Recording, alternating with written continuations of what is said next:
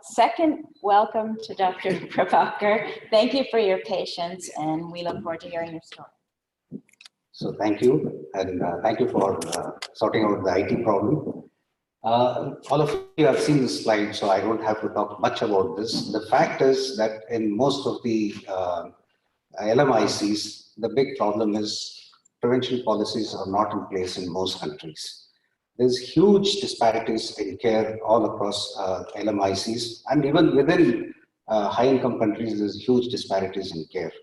There's lack of simple and essential drugs in many parts of the world, and there's gaps between best practices and actual delivery. Now,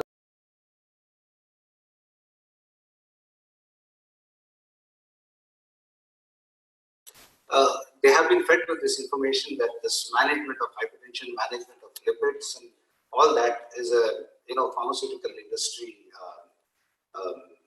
issue. They're trying to get more and more people into treatment. This is the kind of information they have, and they really think it's not required. So we really need to do something. And I think we need to think in a very different paradigm, because most of us think of behavior change as a very simple issue. Behavior change, we think, is providing information to people and they change their attitudes. But the pathway to health promotion is three things. We are focusing largely on the I know component, trying to provide information to people. But what is required is to motivate them so that they can say that I want, and provide them enough skills so that they can say I can, and they can say that they will act and teach others, and that there can be a social diffusion of things there. But most important is to provide an enabling environment. If you are asking people to walk and there are no sidewalks to walk, there are no parks to walk, where are people going to walk? So we really require an enabling environment.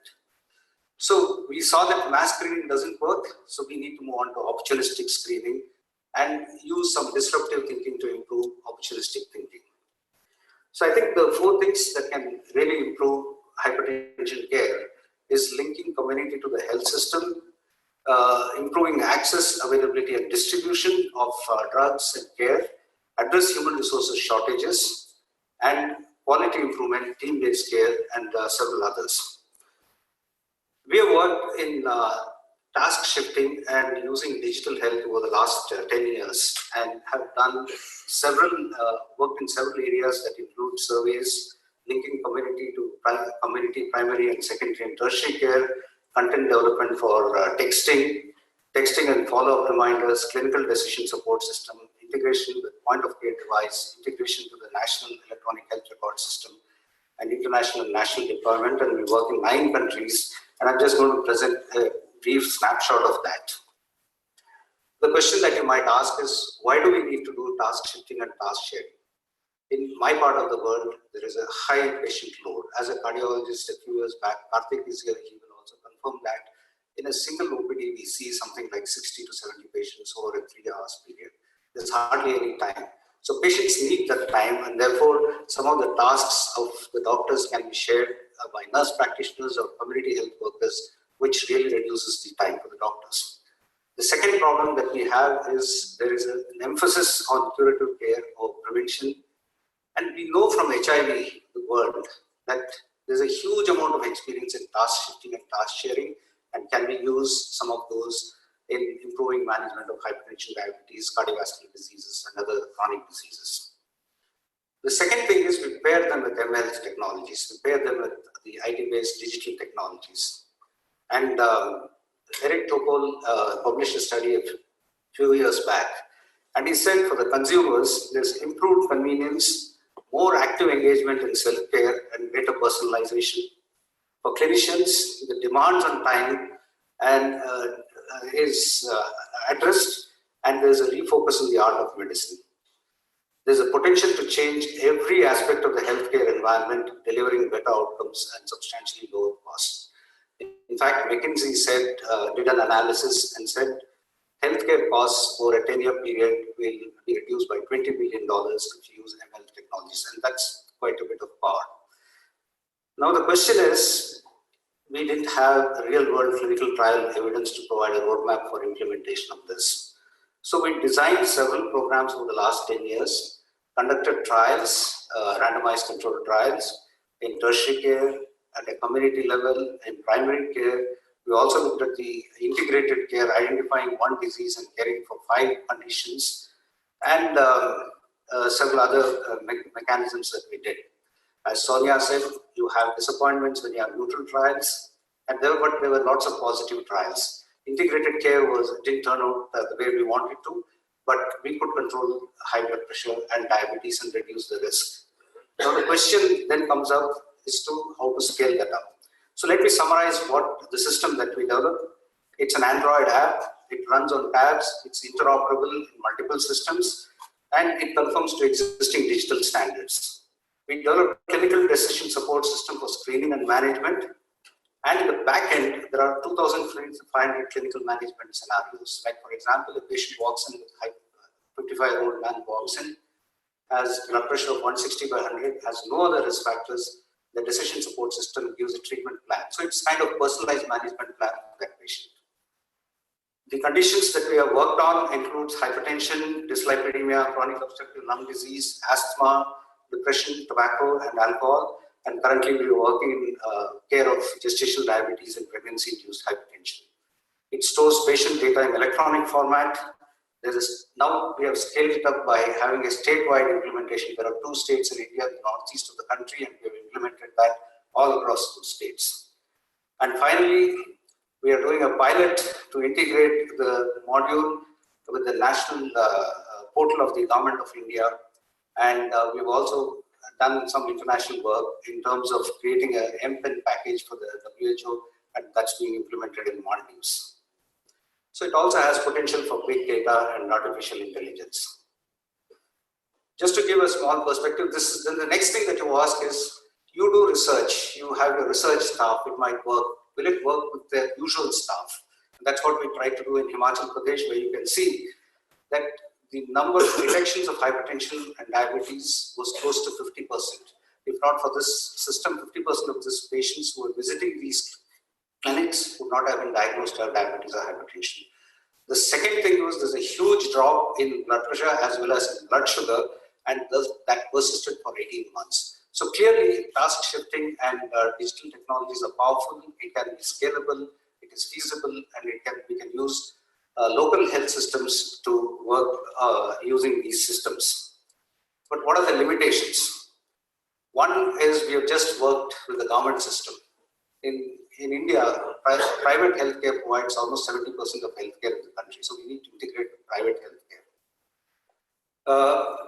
There's insufficient continuum of care model, so we need to look at the whole spectrum of continuum of care. There are inadequate referral pathways, inadequate thresholds and linkages, and there's a need for management advisories for different levels of care and health institutions. Now the question is, how do we redesign the health system? And for us in India, there is a big opportunity because there's a government decision to implement universal screening of 5 priority non-communicable diseases. There's an increasing focus on non-communicable diseases in primary healthcare settings. And the state of Punjab has been identified as among the states with the highest diabetes and hypertension prevalence. So we thought we will conduct a pilot in a district of Punjab, where we used all the experiences that we had learned by using digital technologies and by task shifting, and implement a program so that we can establish referral linkages, look at clinical handover pathways, and see at a community level whether we can impact hypertension and diabetes and improve care, especially access to individuals for management of hypertension and diabetes. So this is a path which we have followed from primary research to scale up to policy making. And I think that's, if we have to make a big difference, we have to work with policymakers and really work on big scale. The second part of the program has been addressing human resource shortages, because countries like India and other LMICs have been largely focused on infectious diseases, nutritional diseases of undernutrition, and several of the pre-transitional diseases. Most of the undergraduate training that is provided to doctors has been focused on these diseases. There's been very little training on chronic diseases, and physicians are very reticent to manage chronic disease, and they refer these patients to specialists. And given the fact that we have a very small number of specialists, there was a need to train primary care physicians on scale, and we developed multiple programs for multiple chronic diseases. And for hypertension, we have developed one of the programs which has been scaled up to in Rwanda, Kenya, Sudan, and Mozambique. We plan to extend this to Sri Lanka and Nepal, and we are working on an e-learning course along with American Heart Association to do it all across the world. So these courses are very popular. These are done on a designated Sunday all over India. We have 500 training centers all across India, and this is conducted in a standardized fashion. Dr. Yusuf has been very helpful in developing the cardiovascular disease course, which is also likely to be scaled up. The last point I want to make in terms of hypertension is we need to look at upstream determinants. Air pollution and walkability is an example, and it can make a big change. We have been funded for a program called the GeoHealth program by NIH. The main objective of this program is to link up particulate matter 2.5 levels to incident cardiovascular risk factors and outcomes in Delhi and the city of Chennai. The idea was to develop an exposure model to predict daily PM2.5 concentration at 1 square kilometer spatial resolution in Delhi. Currently, most of the monitors will look at 10 square kilometer spatial resolution, and that actually dilutes the relationship. So you need to get into fine grids of 1 kilometer to 1 kilometer. So we created a total of 1,635 grids over a 7-year period, and we have data on air pollution of every day from 2010 to 2016 for 2,557 days. There are close to 4 million observations, and in an area of 4,500 square kilometer. Unlike most other studies, we use multiple sources to get the PM2.5 levels. We measure pollutants, we use satellite data, we use emission inventories, we use weather data, because if you have a strong wind, the PM2.5 can be blown away. So we use day-to-day weather data. We regress for the land use, and using all of this and using a machine learning technique, we can predict every day what the PM2.5 level will be in that region. Given that we have had 4 blood pressure measurements in our cohort, we had the opportunity to link PM2.5 level acutely as well as chronically to also look at the incidence of hypertension. This is the kind of picture we get, which is very useful to policymakers. As you see, as we reach October, things become red in color, which means the PM2.5 levels are extremely high. We also looked at neighborhood systolic blood pressure, road traffic in Delhi, and you see the larger dots means higher blood pressure with huge traffic intersections. And you can look at the walkability index in Delhi, which is very, very red, which means obviously there are very few places to walk in Delhi. Now, putting this all together, we evaluated close to 3,300 individuals from 2,500 households with 3 BP measurements over 7 years. And we used a longitudinal mixed effects model adjusted for several demographic variables, risk factors, road proximity, and accounting for individuals clustered within each of these groups.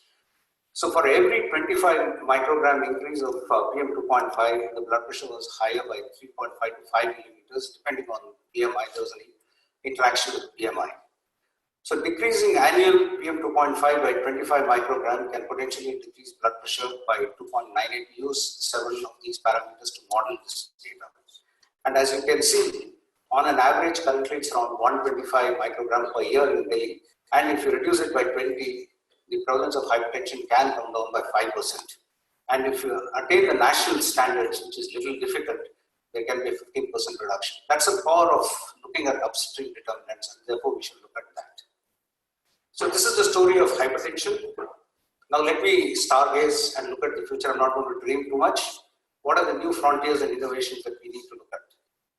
We need to understand the underlying mechanisms of the disease, particularly in terms of ethnicity and context. We need to address comorbidities. I think we need to move from individual to family level or group level interventions. We need to develop new modeling techniques and new research designs, develop and evaluate new metrics of measurement, use technology for addressing many of the challenges, and we need to address new challenges, particularly air pollution, climate change, food systems, and the environment. Now let's take the case of diabetes. If you do an ecological comparison, the overweight and obesity as defined by BMI greater than 25 in the United States is close to 2/3. 60% of the population have BMI greater than 25. These are real data.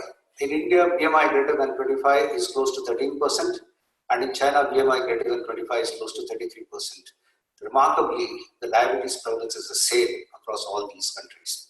So the question is, the paradigm of overweight, insulin resistance, is that the real cause? Are there other reasons for increased propensity to diabetes? And there could be multiple reasons.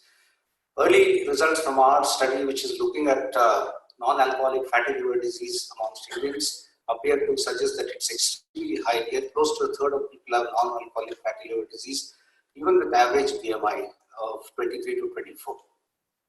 The second problem is we have lower beta cell function and capacity, whether it's because of undernutrition during childhood, whether it's because of pesticides, we really do not know. And these are some of the future questions that we need to answer. The second is there is a high concordance of non-communicable disease risk factors or non-communicable diseases in a family. It's not that aggregation of risk factors are there. If in a family there's a person with hypertension, the chances of having obesity is high. If there is an individual with diabetes in a family, there could be another individual with depression. So there is actually aggregation of non-communicable disease risk factors. So the question is whether we should do family level interventions rather than individual level intervention, and that's one area that we are working on. The next is to look at data gaps in diet and food systems, and we need new approaches. New metrics are needed to measure diet quality and sufficiency, as well as food system efficiency and sustainability. Improvements are needed in 5 areas. Improving data on actual food intake, which is currently lacking in most countries of the world. Agreement on how to measure diet quality. Metrics that measure women's role in defining dietary choices. Metrics to measure the food environment within which dietary choices are made. And metrics to measure the health of food systems overall. Because there's a huge amount of water depletion in a country like India. The red areas suggest more than 50% groundwater depletion. And it has been shown that fruits and vegetables growth is, fruit and vegetable growth is decreased by 50%. But more importantly, not only that there is a decrease, there's a 25% lower beta carotene concentration in these fruits which are grown in these water depleted areas. So we need to look at the environment very, very closely. We are living in an interlinked world. Industrial scale livestock breeding leads to obesity, cardiovascular disease, and cancer. In addition, it results in climate change. There is a food crisis because of grain diversion, and there is pandemic. So we need to address this in an integrated fashion.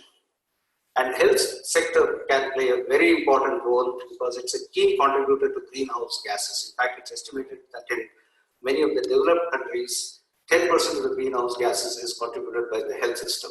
And it's also a mitigator of these environmental health hazards. So we are looking at strengthening capacity of research, communications, and advocacy in air pollution. And there is preliminary evidence that greening of hospitals improve health outcomes. So we have created a health and environmental leadership platform, which has more than 7,000 institutions, which are trying to improve their institutions. We're also looking at using hospitals for air pollution monitoring in the tier 2 and tier 3 cities of India because we don't have enough monitors to look at this. And we are educating doctors about the role of air pollution and climate change. So the whole idea is to create climate smart and climate resilient hospitals. There is also need for technological innovations to decrease disparities in healthcare, to improve surveillance system, to improve diagnostics using point of care devices, to improve drugs, which people are going to talk about, improve drug availability and drug distribution using some of the new technologies such as the blockchain technology, improving access through virtual polyclinics, and integrating care within chronic disease and between chronic disease and other diseases. We have developed a Wi-Fi enabled device that works on an Android platform with various sensors for frontline workers, and it can do multiple tests on a single platform, and this is being rolled out. So ultimately, to reduce gaps in prevention treatment, we need to look at research from multiple angles. We have done remarkably well in terms of developing the scientific credibility. But in terms of financial feasibility, you would be surprised to know that the Nobel Prize was given for using randomized controlled trial in economic research. So in looking at financial feasibility is an important thing. Looking at operational stability, and that needs health systems research, and looking at political viability needs social sciences research. So this needs multidisciplinarity, disruptive innovations, and attention to policy and upstream determinants. So this is all I wanted to talk. This is a pictogram of the people with whom I collaborate. I'm going to use the French term merci to thank all of them, but please mercy if I missed out some. And I have to thank my family, as well as my extended family and my mentors, and who have really shaped this amount of work. And I would leave you with 2 quotes, which shows that there's a lot of work that needs to be done, but I'm really positive that we can